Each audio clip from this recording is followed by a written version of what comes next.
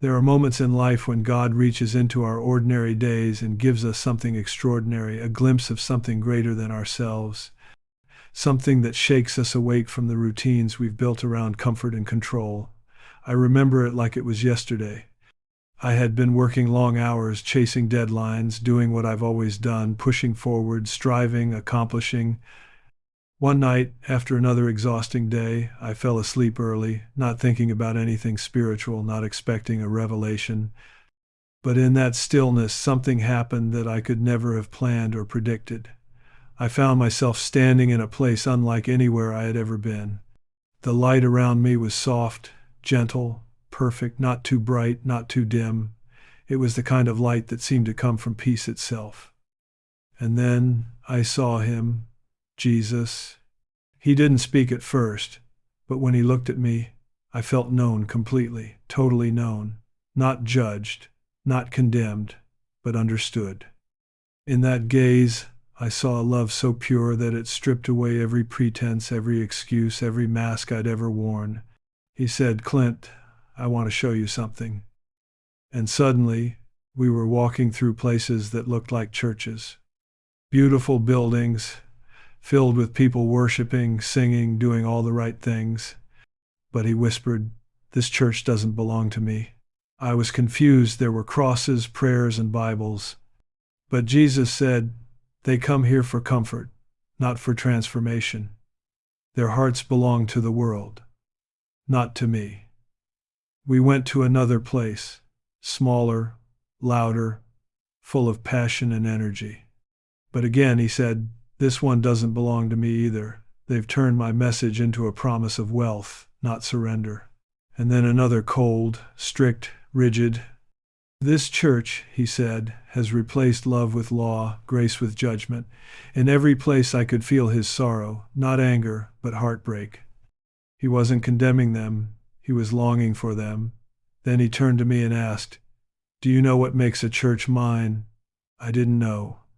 And he said, "When the people love me more than themselves, when they serve the broken, forgive freely, and live with compassion, that's my church." I woke up with tears in my eyes, realizing he wasn't just talking about buildings, he was talking about hearts, mine included.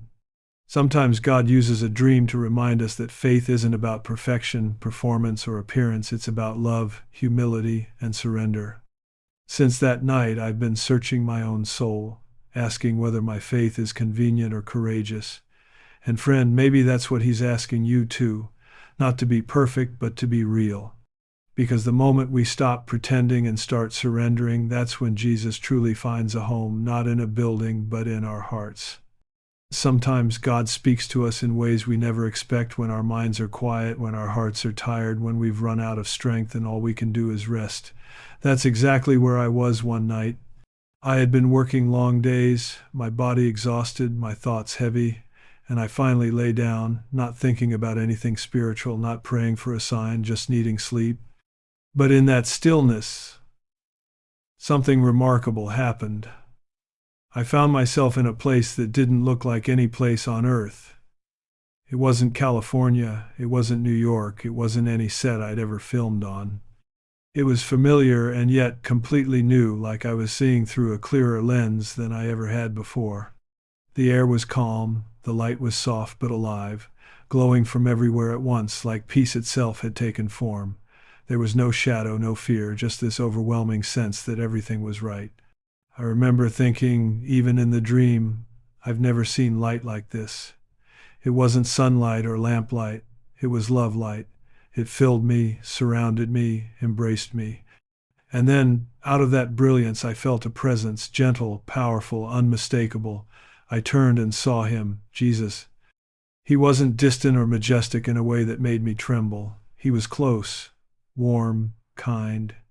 His eyes carried more love than I thought the human heart could hold. He didn't need to say a word because his gaze spoke everything. "I know you. I've seen your life, your struggles, your triumphs, and I'm not here to judge. You're already loved." I stood there speechless, feeling seen in a way I'd never been seen before. It was like every burden I'd carried melted in that moment. My mistakes, my worries, my doubts, they didn't matter in the face of that light. I knew, somehow, that this place wasn't just a dream. It was a glimpse of heaven, a glimpse of what God's peace really feels like. And I realized something powerful, that God meets us not when we're at our strongest, but when we're at our most weary. He waits for us to stop striving so he can start speaking. That night, he reminded me that rest isn't weakness, it's surrender. And in that surrender, we discover his presence, his power, his peace. When I woke up, I didn't feel like I'd just had a dream. I felt like I'd been touched by eternity. And friend, maybe that's what God is saying to you too. Stop fighting so hard. Stop trying to control everything. Rest in his light, because when you do, you'll find that he's been there all along, waiting to fill your heart with his perfect peace.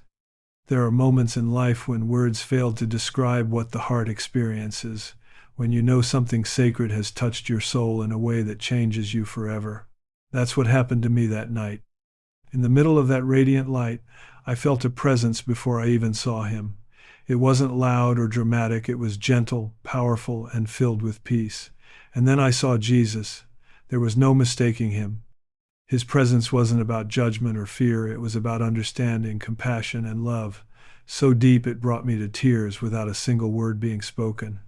When he looked at me, I felt as though he saw every moment of my life, every success, every failure, every hidden thought, and yet there was no condemnation, only grace. His eyes told me, I know you, I understand you, and I still love you. I can't explain the power of that moment. It was as if all my defenses melted away, every burden I had been carrying disappeared. Then he spoke, his voice calm, but filled with authority that came from eternity itself. He said, Clint, I want to show you something. I want you to see what is happening in my house. And I instantly understood. He meant his church, not the buildings, not the denominations, but the hearts of his people. As he spoke, there was no anger, no resentment, only deep sadness mixed with hope. He wasn't pointing fingers, he was revealing truth out of love. In that instant, I knew this was not just about others, it was also about me. The light around us seemed to pulse with purpose, as if heaven itself leaned in to listen. Jesus began to walk, and I followed, not with my feet, but with my spirit. I didn't need to ask where we were going. I just knew I was safe. He said, many of my people have forgotten why they gather. They come together for comfort, for status, for tradition, but not to truly know me. His words pierced me, not as accusation, but as awakening. I felt his sorrow for a world that calls his name, but doesn't always carry his heart. Yet even in his sadness, there was unshakable hope, the kind that says, it's not too late. I realized then that this encounter wasn't just about seeing what was wrong, it was about remembering what was right. Jesus wasn't showing me failure, he was calling me, calling all of us, back to love, back to truth, back to him.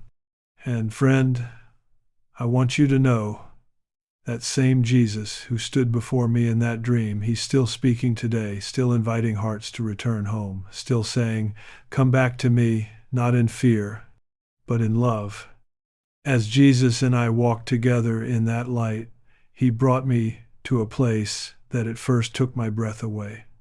It was a magnificent church, grand and glorious, with soaring ceilings, shining marble floors, and people dressed in their finest clothes.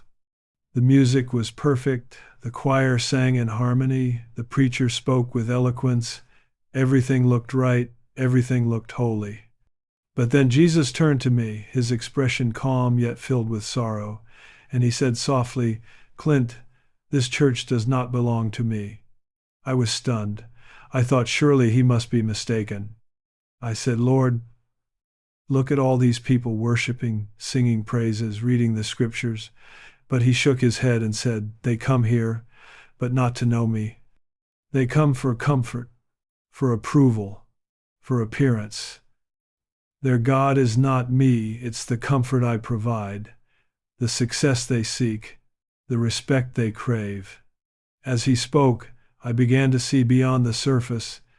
I could see people sitting in the pews, but their minds were elsewhere, thinking about their next business deal, their reputation, their social standing.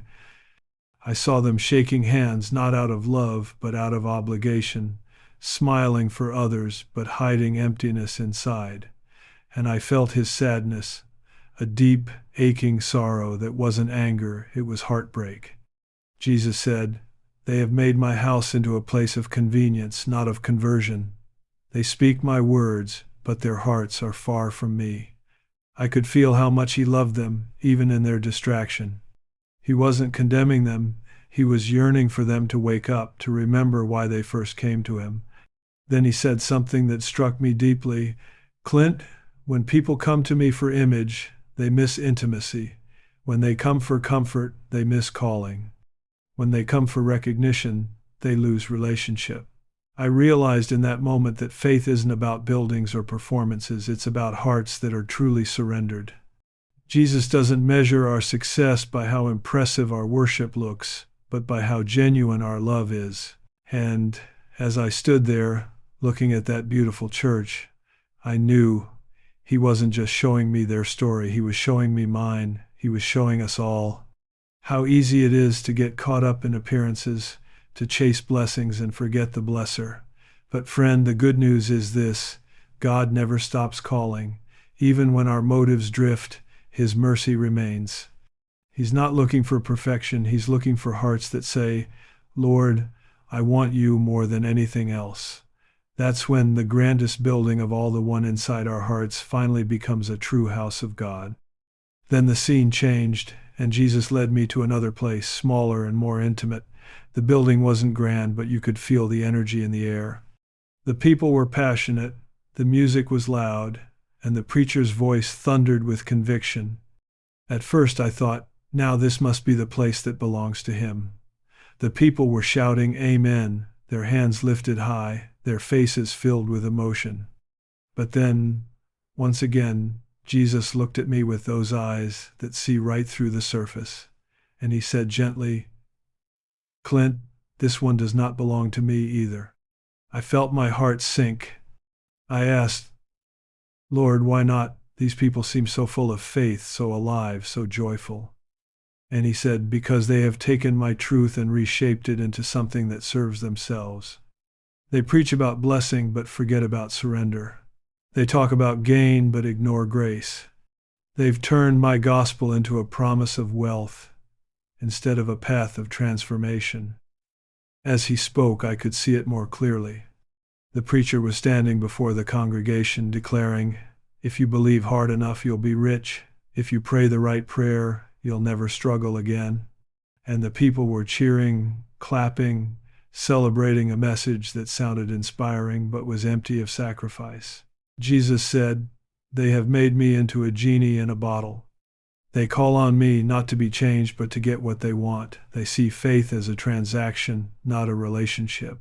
His words pierced me deeply, not because they were harsh, but because they were true. He continued, "There is nothing wrong with abundance, but when success becomes their savior, they no longer know me. Good intentions that lead people away from truth are still poison. They are just poison wrapped in comfort." I watched the people smile and shout, yet in their eyes I saw something missing: peace. Real, lasting peace. They were chasing promises of prosperity, but not the presence of the provider. Then Jesus said, "Clint, I bless my children, but my greatest blessing is not what they hold in their hands, it's what I place in their hearts. The real treasure is not wealth, it's me." In that moment I understood how easily we can mistake comfort for calling, how quickly we can turn faith into a formula for success. But friend, God's love isn't about making life easier, it's about making life eternal. When we seek him first, everything else finds its rightful place. The true gospel isn't about getting more, it's about becoming more loving, more generous, more like him. Then the light shifted again, and Jesus brought me to a third place. This one looked humble, no gold, no marble, no flashing lights. The people inside weren't rich or powerful. But as soon as I stepped in, I felt something different. The air was heavy, not with peace, but with judgment. The faces were stern, the atmosphere rigid, and every movement seemed measured by rules. I saw people coming through the doors, burdened, hurting, looking for mercy, and instead they were met with frowns and folded arms. The preacher stood at the pulpit, quoting scripture with authority, but there was no warmth in his words. The message was sharp, precise, but void of grace. And Jesus turned to me and said, "Clint, this church does not belong to me either." His voice wasn't angry, it was sorrowful, full of compassion for the very people who didn't understand how far they'd drifted. "They have replaced my love with law," he said softly. "They have turned my grace into condemnation. They have made my house into a courthouse instead of a hospital." I looked closer and saw a young woman sitting in the back, tears in her eyes, while people around her whispered in disapproval. I saw a man struggling with guilt, coming for help, but being told that his pain was a sign of weak faith. I saw questions silenced, wounds ignored, and hearts pushed away because they didn't fit the mold. And Jesus said, "I came for the broken, the lost, the wounded. I came to heal, not to judge. I ate with sinners, I comforted the outcasts. I forgave those who had fallen. But in this place they have built walls where I tore them down." His words hit me deep. I realized how easily religion can forget its reason. He continued, "They study my word, but they have missed my heart. They speak of truth, but they have forgotten love. And a church that knows my words but not my heart is more lost than one that has never opened the book." I could feel the pain in his voice, the heartbreak of a Savior who gave his life for mercy, only to see his people choose judgment instead. Yet even in his grief there was hope. He said, "I have not given up on them. I am still calling, still knocking, still waiting for hearts to open." And I understood something profound. Grace without truth loses power, but truth without grace loses people. God's heart has always been for restoration, not rejection. And friend, maybe that's what he's saying to all of us today. Don't build walls with your faith, build bridges. Don't use the word to wound, use it to heal. Because the closer we get to his love, the more we'll see that his house was never meant to be a courtroom. It was meant to be home. After seeing those 3 churches, my heart was heavy. I turned to Jesus and asked, "Lord, if none of these belong to you, then what does your church really look like?" I'll never forget how he looked at me, so calm, so full of love, yet with eyes that carried eternity in them. He smiled gently and said, "Clint, a church belongs to me when the people inside it belong to me, not just in words, not just in appearance, but in their hearts." His voice was soft, but it carried the weight of truth. My church isn't about buildings or traditions. It's not about how impressive the worship is or how eloquent the sermons sound. It's about people who are hungry for me, who seek my face more than my blessings, and who are willing to be changed by my spirit, not just entertained by my presence. I could feel those words sinking deep into my soul. He continued, "A church that belongs to me is where love is alive, where grace flows freely, where people lift each other up instead of tearing each other down. It's where the poor are welcomed, the broken are embraced, and the wounded find healing. It's where no one is too far gone, no one too unworthy, no one too dirty for my arms." I saw flashes of what he meant. A simple room, not grand, not fancy, just people praying together, crying together, loving one another without pretense. There were no spotlights, no stages, just humility and heart. Jesus said, "When people come not to be seen but to serve, when they love without expecting anything in return, when they give, even when it costs them something, that's my church." His eyes grew brighter as he spoke. "When they forgive those who hurt them, when they choose compassion over comfort, truth over popularity, faith over fear, then I am there among them. My church is a family, not an institution. It's not a club for the righteous, it's a home for the redeemed." I felt tears welling up as I realized he wasn't talking about a building, he was talking about us, about the hearts of those who follow him. He said, "Clint, when you find people who love me more than they love themselves, who love each other even when it's hard, who love the world enough to serve it there, you will find my church." And friend, I can tell you that truth stayed with me. It reminded me that God isn't looking for perfect people or perfect places. He's looking for hearts that are real, humble, and surrendered. Because where there is love, where there is grace, where there is mercy, there you will always find Jesus. When I woke up, it was still dark outside, the kind of quiet that fills the early hours before dawn. I sat there in bed, my heart pounding, my mind racing, trying to make sense of what I had just seen.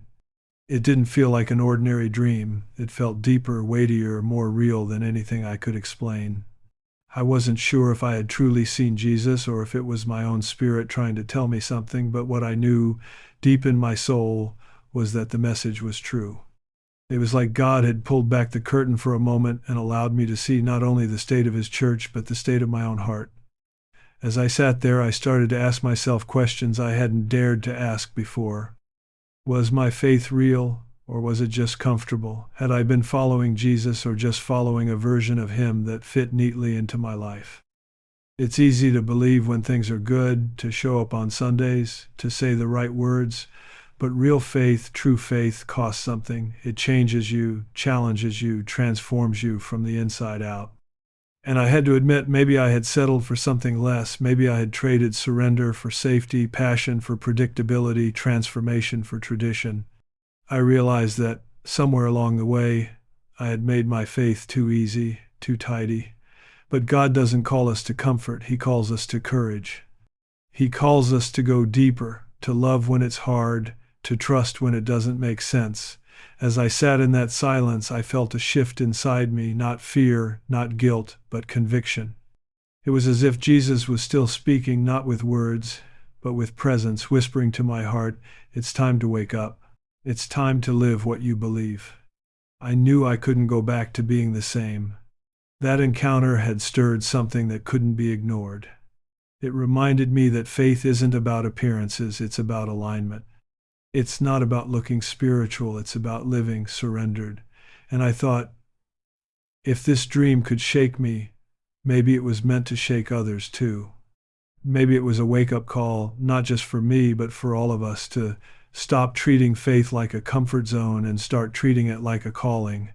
Friend, I may not have all the answers about what I saw that night, but I know this. God used it to reignite something inside me, a hunger to know him, not just know about him. And that's what faith really is, not perfection, not performance, but a daily awakening to the one who still speaks, still loves, and still transforms hearts willing to listen. My friend, as I sat there thinking about everything I had seen in that dream, I knew in my heart that it wasn't just for me, it was for all of us. God was speaking a truth that this world desperately needs to hear. I believe he's calling each of us to look deeper, to ask the hard questions, not out of guilt, but out of love. Are we really following Jesus, or just following a version of him that fits our lifestyle? Are we chasing after the heart of God, or are we content with the comfort of religion? Sometimes it's easy to mistake the routine for the relationship, to confuse activity for intimacy.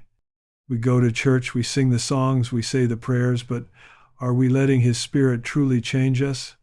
I think God is asking us to examine our hearts and our houses of worship. Is your church a place where love flows freely, where the broken are healed and the lonely are embraced? Or has it become a place that values appearance over authenticity, power over compassion, tradition over transformation? Friend, the gospel of Jesus Christ was never meant to be about status, wealth, or control. It was meant to be about love, mercy, and grace. Somewhere along the way, too many have traded the message of surrender for a message of success, the message of compassion for one of convenience. But Jesus came to flip the tables, to lift the humble, to remind us that greatness in his kingdom isn't measured by how high you climb, but by how deeply you love. When he said, "Follow me," he didn't mean just in words, he meant in actions, in spirit, in sacrifice. He meant loving when it's hard, forgiving when it hurts, and giving when no one's watching. That's real faith, that's real freedom. So today, I want to challenge you not with condemnation, but with hope. Ask yourself, am I pursuing God, or am I pursuing what God can do for me? Am I building my life on his truth, or just on what makes me comfortable? Because the truth is, when you seek him with your whole heart, you'll find him. When you love like he loves, you'll see miracles. When you surrender what you can't control, he'll fill you with peace that the world can't take away. The Jesus I met in that dream wasn't interested in our perfection. He was after our hearts, and he's still calling today, saying, "Come back to me. Let's make this faith real again." And when we do, we'll find that the same power that raised Christ from the dead is alive in us, ready to change not just our churches, but our lives, our families, and our world. As I stood there at the end of that dream, looking back on everything Jesus had shown me, I realized those 3 churches weren't just random places, they were mirrors. They represented so much of what we see in the world today. There was the church of comfort and reputation, where faith became a social accessory instead of a spiritual surrender. There was the church of prosperity, where the gospel was twisted into a get-rich promise rather than a call to transformation. And there was the church of judgment, where rules replaced grace and religion overshadowed love. Each one looked different, but deep down they shared the same problem: they had lost the heart of Jesus. And as I woke up, I felt the Lord whisper something I will never forget. "Clint, my church is not a place, it's a people. It's not built on pride, power, or performance, but on love, mercy, and truth." Friend, that's what this dream was really about. God isn't calling us to be perfect. He's calling us to be pure in heart. He's not impressed with how grand our buildings are or how flawless our services seem. What moves his heart is when we love without condition, when we forgive those who've hurt us, when we give even when it costs us something. That's what his true church looks like. It's where love outweighs appearance, compassion overrules comfort, and truth triumphs over tradition. The Jesus I met in that dream didn't speak of religion. He spoke of relationship. He wasn't asking for followers who would just believe in him when it's easy. He was calling for disciples willing to follow him even when it's costly.